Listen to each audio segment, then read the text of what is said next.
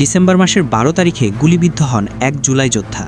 এরপর আলোচনায় আসে জুলাই যোদ্ধার ওপর গুলি চালালো কারা। এই জুলাই যোদ্ধা আবার ঢাকা ৮-এর সম্ভাব্য প্রার্থীও ছিলেন। তার নাম ওসমান হাদি।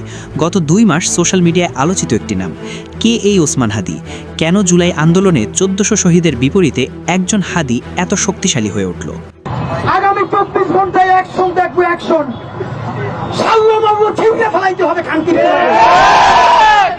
তথ্য বলছে হাদি কোনো বড় নেতা ছিল না, ছিল না ক্ষমতার কেন্দ্রেও, ছিল না কোনো আন্দোলনের ফ্রন্ট লাইনে, তার কোনো ঐতিহাসিক অবদান নেই, কিন্তু তার মৃত্যু রাষ্ট্র কাঁপিয়েছে। হাদির জানাজা বলে হাদি গোপনে গোপনে একটি রাজনৈতিক দলের সক্রিয় কর্মী ছিল, কিন্তু ঘুণক্ষরেও কেউ জানতে পারেনি। এটাই তাদের সাফল্য। জুলাইয়ে ১৪০০ মানুষ মারা গেল, তার বিচারের দাবিতে একদিনও কেউ আন্দোলন করল না। অন্যদিকে নিহত একজন অ্যাক্টিভিস্ট এভাবে টানা মাসের পর মাস প্রাসঙ্গিক থাকে। এই ব্যতিক্রম কেন? হাদির উত্থানটা ছিল অস্বাভাবিক। এবার তার প্রতিষ্ঠিত প্ল্যাটফর্ম ইনকিলাব মঞ্চের দিকে ফেরানো যাক। ১.৫ বছরে একটি নন এনজিও প্ল্যাটফর্মে লাখ লাখ টাকার অ্যাসেট, ক্রাউড ফান্ডিংয়ের গল্প, কিন্তু হিসেব মেলে না। তার বক্তব্যগুলো কার সঙ্গে মেলে? কেন তাকে একজন রাজনৈতিক দলের নেতা বারবার তার উদাহরণ টানে?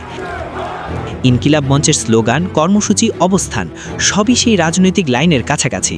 যার সেই রাজনৈতিক দলটি নিজে বলতে পারত না, তা বলেছে ইনকিলাব মঞ্চ। যেখানে শিবির যেত না, সেখানে সামনে ছিল এই প্ল্যাটফর্ম। প্রশ্ন আসে, ইনকিলাব মঞ্চ কে চালায়? টাকা আসে কোথা থেকে? কারা সিদ্ধান্ত নেয়?